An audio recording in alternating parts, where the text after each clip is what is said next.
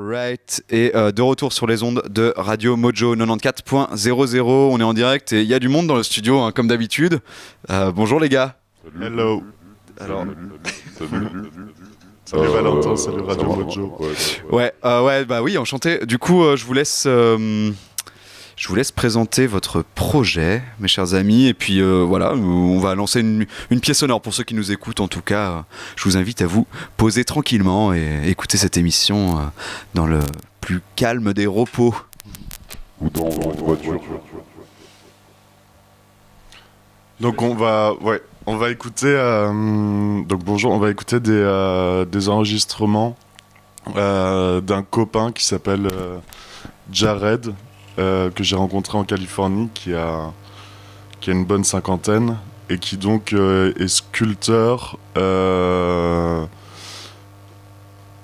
pompier en quelque sorte, qui organise des feux de forêt contrôlés et qui crée des mythes. Et donc on va écouter donc ces enregistrements où il nous parle de ce chopper, donc les motos de bikers américaines. Un peu à la Harley Davidson, qui serait en fait le premier chopper du monde. Donc c'est... Oh yeah. The first chopper. Et donc c'est la naissance d'un mythe, c'est créer le premier chopper. Il va nous raconter de l'histoire de ce premier chopper, qui l'a découvert, comment ils l'ont découvert. Il y a des poèmes également à propos de ce chopper. Il y a tout un historique, il y a plein de pièces différentes qui accompagnent l'objet, quoi. L'objet, vous pouvez le voir, il faut taper First Chopper sur internet, Jared Hendricks, et c'est une œuvre assez massive, à peu près 4 mètres de long, il me semble, 4 mètres, 5 mètres, avec des roues constituées de fer à chevaux, il y a des talismans dessus qui sont censés être magiques. Enfin, elle est cachée quelque part. Elle était cachée dans la montagne, maintenant elle tourne chez les concessionnaires. Il y a des photos du coup de ça ? Il y a des photos, ouais, sur internet. Faut taper Jared Hendricks, donc Hendricks ICKS, pas IX. Et First Chopper sur Google. Je vais essayer de mettre des images pendant qu'il y aura le son par-dessus. Ah ouais, on pourra sûrement la trouver. Ouais. Ce mec-là, tu l'as rencontré là-bas sur place. Et c'est toi qui as fait les enregistrements pendant longtemps. C'est ça ? J'ai fait les enregistrements et je l'ai rencontré sur place. Ouais. J'avais bossé pour lui pour l'aider à installer ses sculptures et aménager les feux de forêt aussi, contrôlés. Et voilà. Donc je pense qu'on peut passer aux enregistrements. Voilà, c'est parti pour Outlaw Riders. Et les enregistrements en question, vous les entendrez genre à peu près à la 15e minute, à la 20e minute, je sais pas. C'est un mix de 45 minutes. Et ensuite, ce sera suivi de Sounds of Bandini, qui est juste à côté de moi, qui vient de vous parler.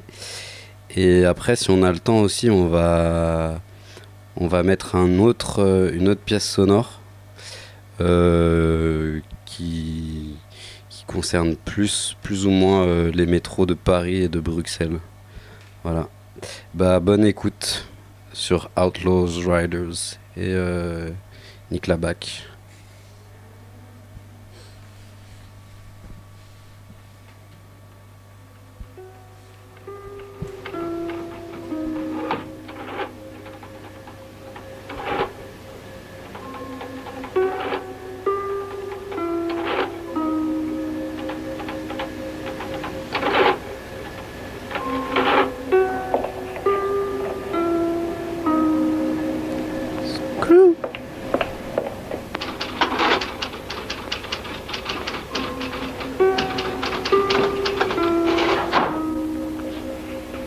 Howdy, Mr. Peepers.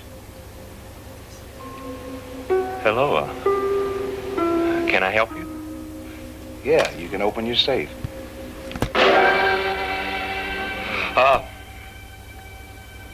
We don't have a safe here.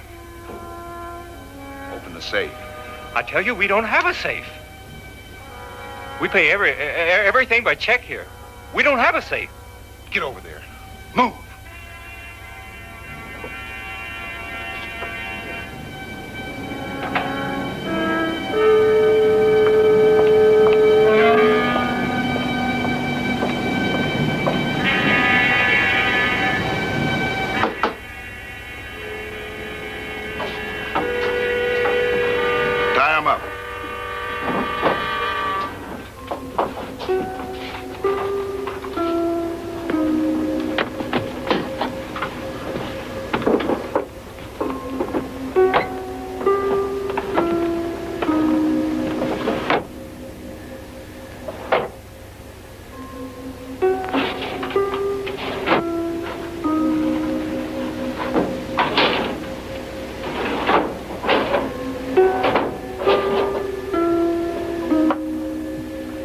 What's this?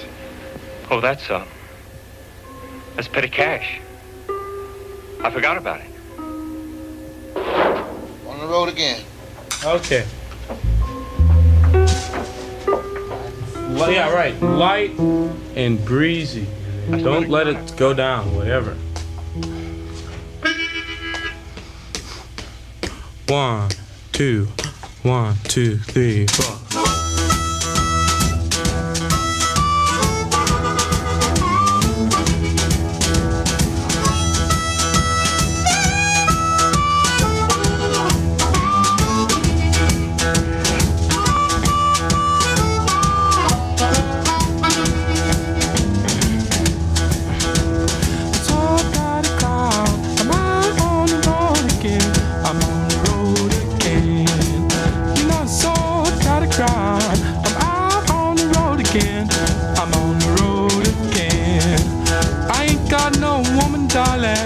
Don't you know I ain't got no friend? My dear mother left me when I was quite young. When I was quite young. You know my dear mother left me when I was quite young. When I was quite young. She said, Lord have mercy on her wicked son.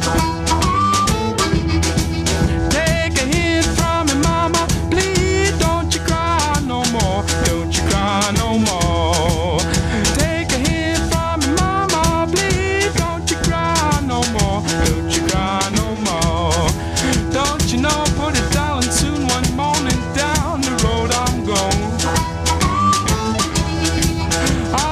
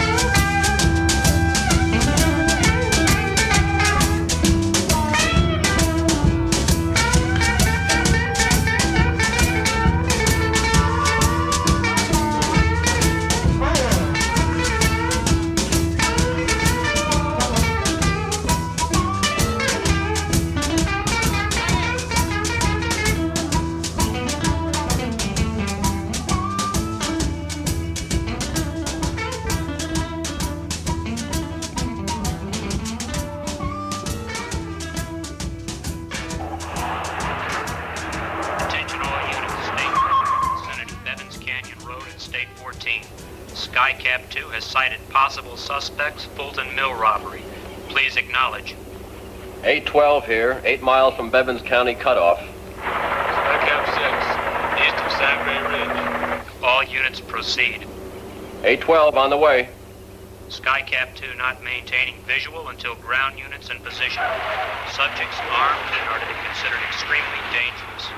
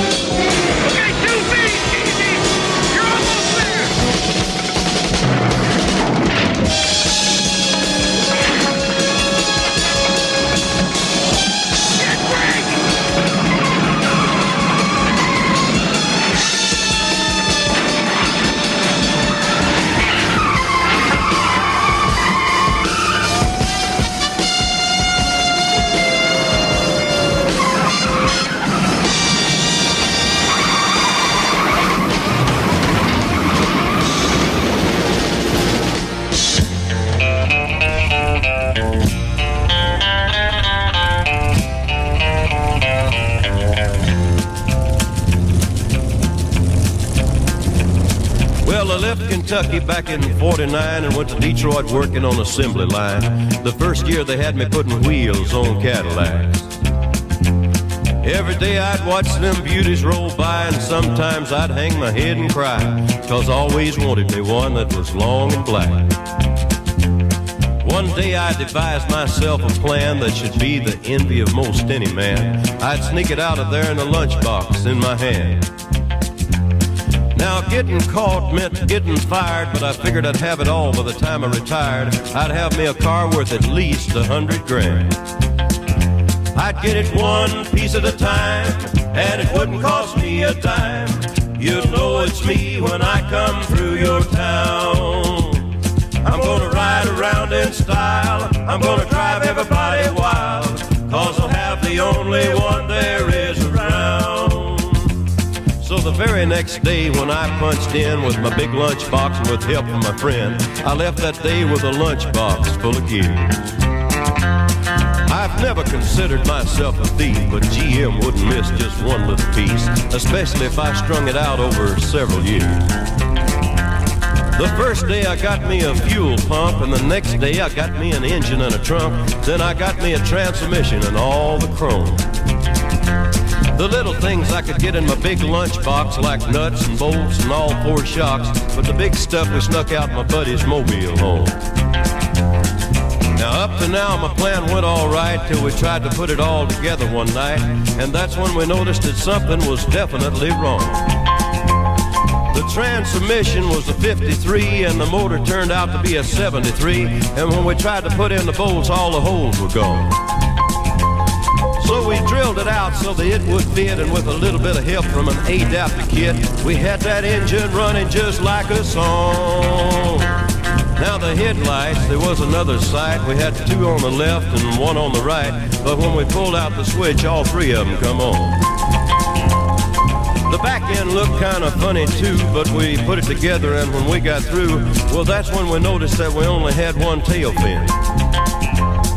About that time, my wife walked out, and I could see in her eyes that she had her doubts, but she opened the door and said, "Honey, take me for a spin." So we drove uptown just to get the tags, and I headed to ride on down Main Drag. I could hear everybody laughing for blocks around. But up there at the courthouse, they didn't laugh, 'cause to type it up, it took the whole staff, and when they got through, the title weighed 60 pounds. I got it one piece at a time, and it didn't cost me a dime. You'll know it's me when I come through your town. I'm gonna ride around in style, I'm gonna drive everybody wild, 'cause I'll have the only one there is around. Yeah, Red Rider, this is the Cottonmouth in the Psycho Billy Cadillac, come on. This is the Cottonmouth, and negatory on the cost of this machine there, Red Rider. You might say I went right up to the factory and picked it up. It's cheaper that way. What model is it? Well, it's a 49, 50, 51, 52, 53, 54, 55, 56, 57, 58, 59, automobile.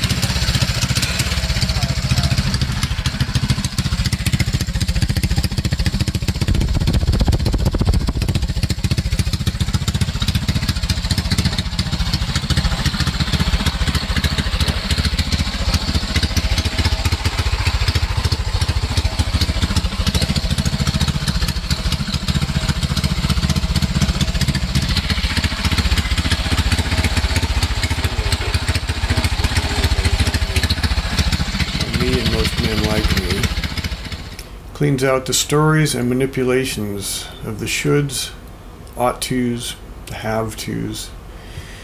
The wind blows down the walls of the boxes built by little minds with huge egos. The wind gradually strips the layers of pain out of me that all men carry from some time of their life. The wind is my best and cleanest brother who never lays judgment on me. The wind blows away the slackers, the liars, the low-level men, and the games they try and run around me. Blows away the little boys who buzz around like flies, wearing men's masks. The wind dissolves the stupid stories that an old part of my mind tries to tell me. The wind cools the heat of my woman's rage, that which all women carry in some form. The wind clears me a space to see what's real and what's just meaningless bullshit. The wind gives me a space to see a wise path to follow and be the best man I can be amidst this crazy fucking thing called life. More men need to know the wind.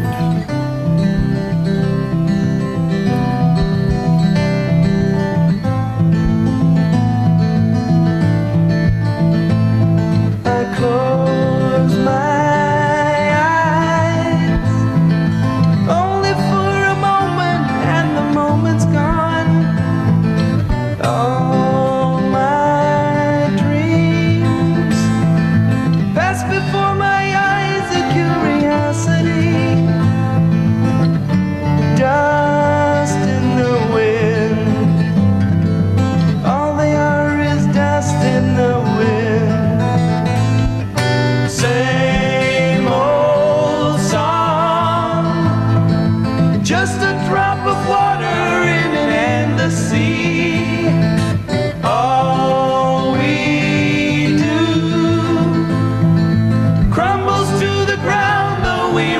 used to see.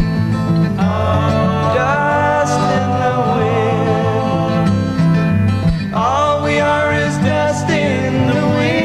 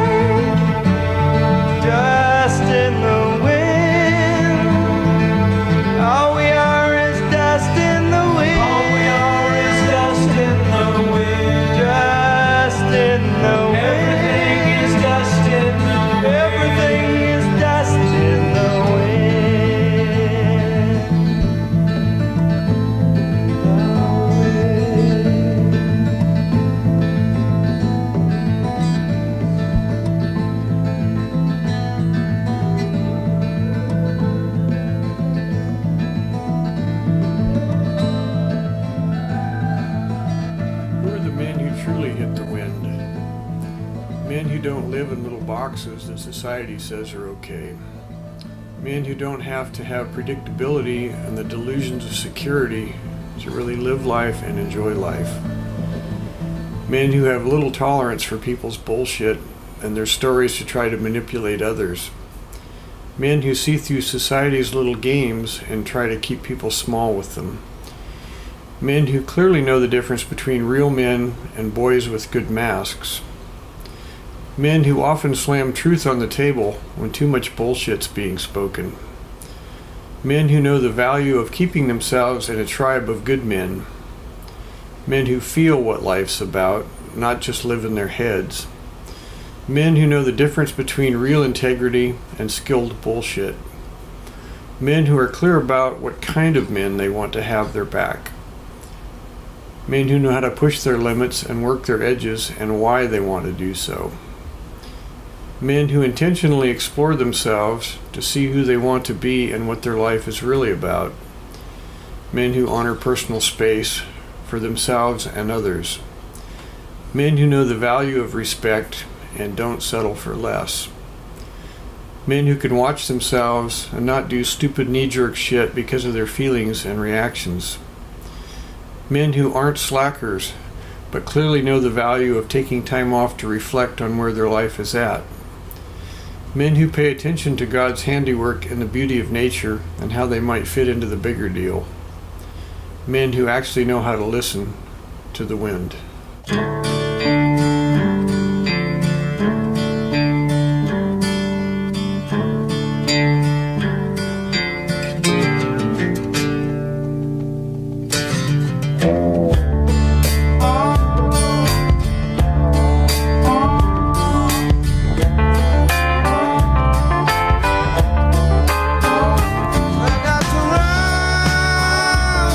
From hiding, and I'm back.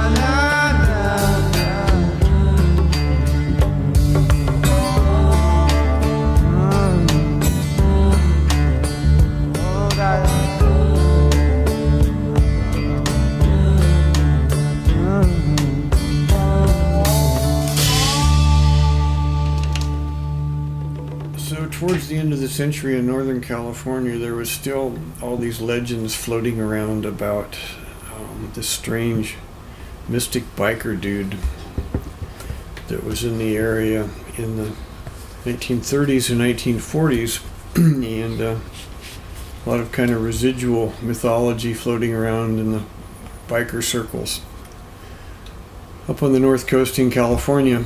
So these two young bikers who like to ride up there in the summer in the good weather, they heard bits and pieces of this, but eventually they'd heard the stories over and over enough where something clicked and they wanted to go, did this guy ever actually exist, or is this just purely, old stories, the residues of old stories?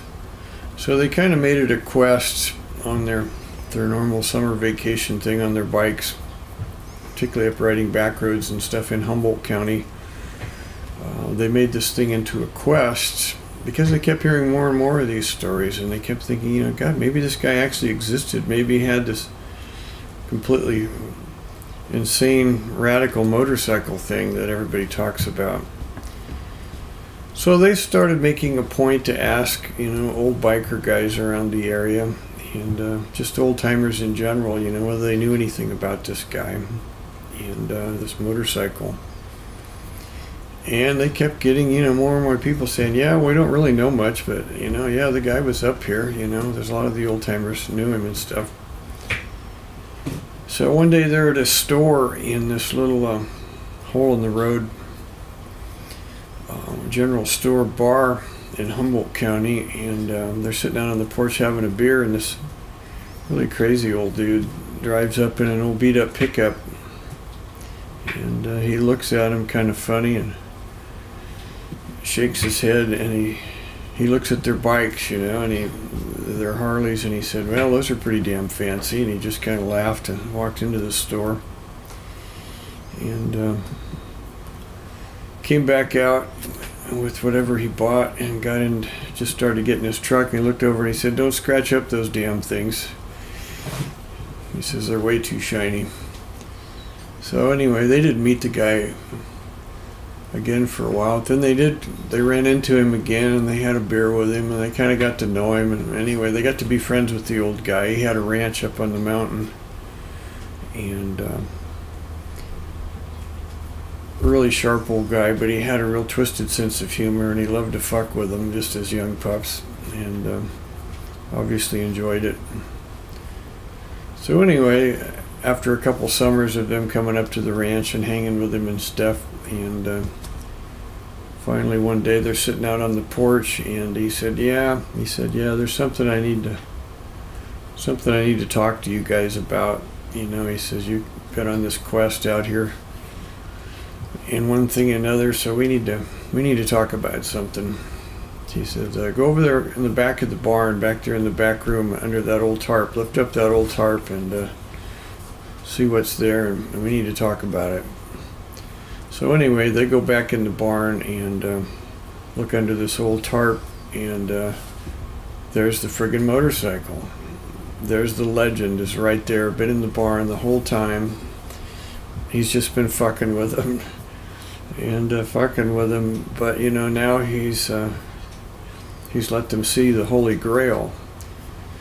So they kind of stumble back to the porch, stunned, and he said, yeah, I knew Billy that had the bike. He said, he had this ranch, and then he left the ranch to me and the bike to take care of, and I've been trying to figure out what the hell to do with it ever since. And he said, I could tell you all about him. So anyway, it blows these guys' little minds, and they go back to their normal jobs in life, and but it puts them on this complete and utter second quest to research everything they could possibly find out about this guy Billy that built the bike's life, what kind of guy he was to possibly come up with this crazy friggin' bike he rode around in the 30s in the area. And so they went into this total research mode, and between what they got from the old guy named Dan, turns out the locals called him Crazy Dan for good reasons, and So between what they learned from him and some other old timers, and then the research they did back where Billy came from and everything else, they unfolded the life of him, and not only how he came to build a bike like that, but all the different things he did and all the ways he lived up in the forest in Northern California, doing a lot of really unusual good things for people, usually very unexpectedly, and he never wanted credit for anything, and he did a lot of work on the environment in different ways, trying to protect the forest and the wildlife and stuff too. It's kind of his major focus his last years. So anyway, this book is the whole story of his life, and how he developed himself ultimately into the guy he was in the last part, and all the shit he went through as a kid and a young adult to get there.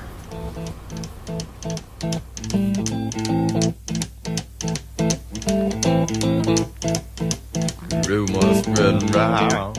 Get that United Texas town. About to shack outside the game. You know what I'm talking about. Just let me know if you wanna go to that home out on the range. They got a lot of nice girls.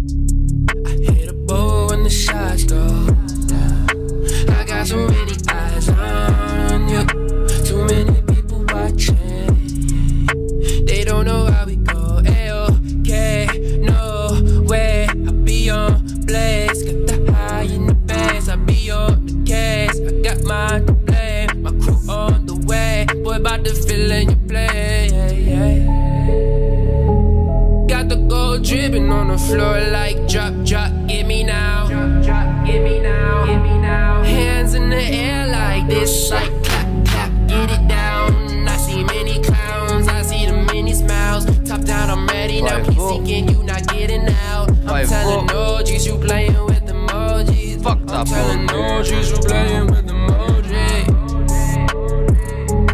Got the gold dripping on the floor like drop, drop, get me now.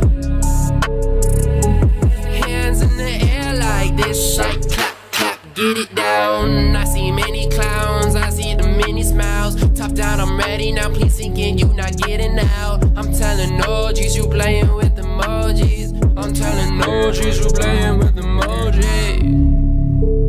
Nick la police. Nick la police. Nick la bac. Nick la police.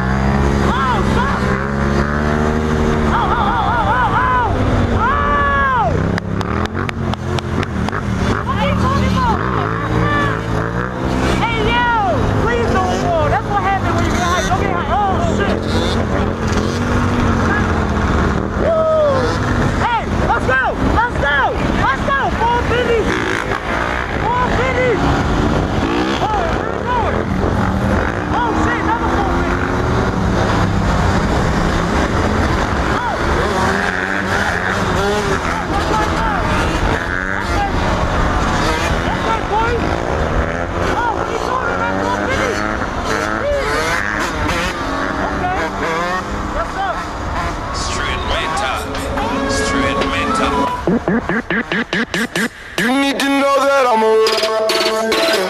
You need to know that I'm a rider. Tonight we gonna set the streets on fire. All I need is the gas and the lighter. And we'll have one hell of a time. Straight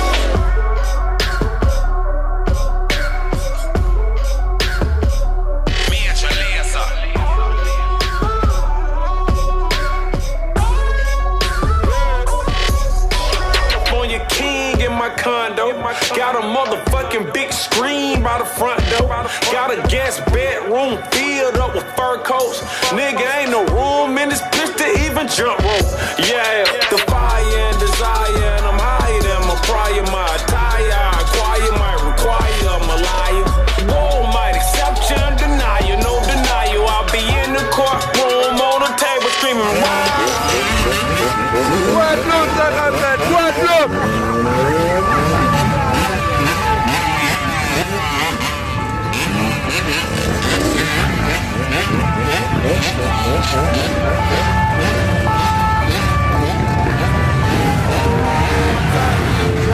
Juste un temps Y, lumière en Y, KX en Y, des max en Y. Juste un temps Y, lumière en Y. Y'a que des fils de pute qui tournent dans le secteur. Patrouille ninja en TDM, la clique à l'inspecteur. Y'a ce qu'il faut dans l'appart, y'a de quoi leur faire peur. Y'a ce qu'il faut dans l'appart, y'a de quoi leur faire peur. T'es costaud mais à quoi ça sert? Y'a les petits du jet qui branchent ta sœur. Tu te mêles dans des affaires, tu te prends pour un braqueur. Un jour tu traînes avec des voleurs, un jour tu traînes avec des casseurs. Un jour un mec te propose des sous pour t'armer sur un fighter. Y'en a qui savent se taire, y'en a qui fument du shit et d'autres de l'air. Pousse-toi de là si j'accélère, j't'ront pressé, j'te monte en l'air. Intro-toi pour tous ces meilleurs, même si j'te capote, il me faut de l'air. J'passe en zone dans le quartier, ces fils de pute ils me mettent l'œil. Petit pas de danse, ouais le rap j'suis dedans. J'dédicace dedans, merde qui est pas qu'en dedans. Petit pas de danse, ouais le rap j'suis dedans. J'dédicace dedans, merde qui est pas qu'en dedans. Dehors tout le monde va t'assurer, dedans des gains va t'assumer. Poto on t'a cramé, tu t'en mets dans le nez. Tu vois ton frérot à patte, tu veux pas l'amener. J'fumais la patate du riff, pendant que tu grattais des sticks. On m'a dit que t'as coulé, tu sympathises avec les schmitts. Routine c'est devenu banal, gros tout devant les banales.